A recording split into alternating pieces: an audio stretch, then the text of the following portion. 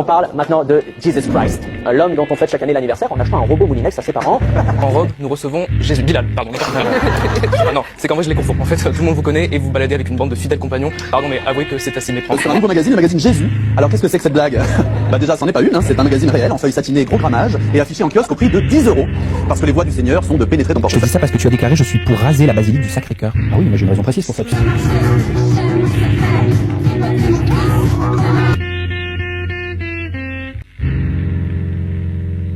Bonjour à tous, aujourd'hui j'aimerais parler du fait que presque 2000 ans d'histoire sont passés. Et parmi ces tant d'années, il y avait, comme on peut le retrouver, les plus grands conquérants que le monde ait connus, des gens qui ont bâti les plus grands empires, des grands rois d'une puissance inouïe ou même des idéologies qui sont maintenant oubliées.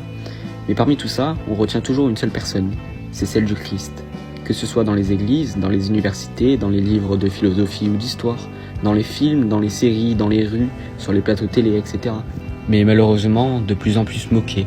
Il y a un nom qu'on peut cracher sans conséquence, un visage qu'on peut caricaturer sans risque, un personnage qu'on peut se moquer sans aucune raison légitime, ou même une figure qu'on peut traîner dans la boue, dans une salle de cinéma et recevoir des applaudissements.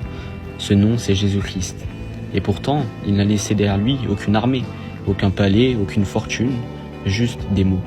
Des mots sur l'amour, sur le pardon, sur la dignité de chaque être humain. Et comme on peut le voir, après 2000 ans, sans aucune raison, ces mots dérangent encore autant. Mais je crois sincèrement que le mépris ne naît jamais du vide. On ne déteste pas ce qui nous est étranger, on l'ignore simplement. On déteste ce qui nous touche, ce qui nous confronte, ce qui refuse de nous laisser tranquilles. Et le Christ, lui, ne laisse personne tranquille. C'est Dieu lui-même qui vient à nous, passer les moments les plus compliqués, parler avec nous, manger avec nous, aller aider les gens les plus exclus de la société. Il a des exigences qui semblent impossibles pour nous. Aimer ceux qui nous font du mal, pardonner sans compter, donner sans rien attendre en retour. Il ne propose pas un système de croyance confortable.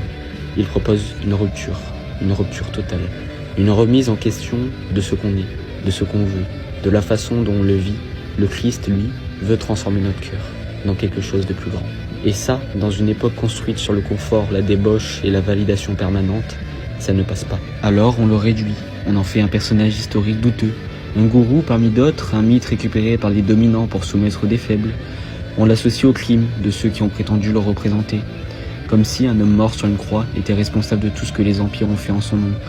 C'est malhonnête, mais pratique, parce que tant qu'on peut le condamner pour les fautes des autres, on n'a pas à répondre à ce qu'il dit et nous enseigne vraiment. Il dit que tu es aimé, pas pour ce que tu accomplis, pas pour ce que tu montres aux autres, mais dans ce que tu es au plus profond, dans ce que tu caches, dans ce dont tu as honte.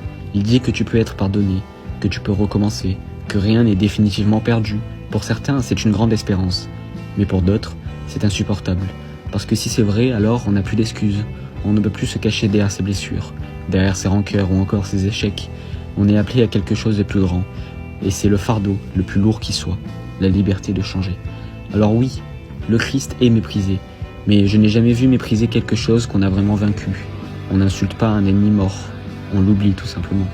Si le Christ fascine encore, dérange encore, provoque encore après 2000 ans, c'est peut-être qu'il y a quelque chose que ni le temps, ni le sarcasme, ni l'indifférence n'ont réussi à éteindre. Le Christ lui-même nous dit que sa parole est vivante et qu'on sera persécuté en son nom.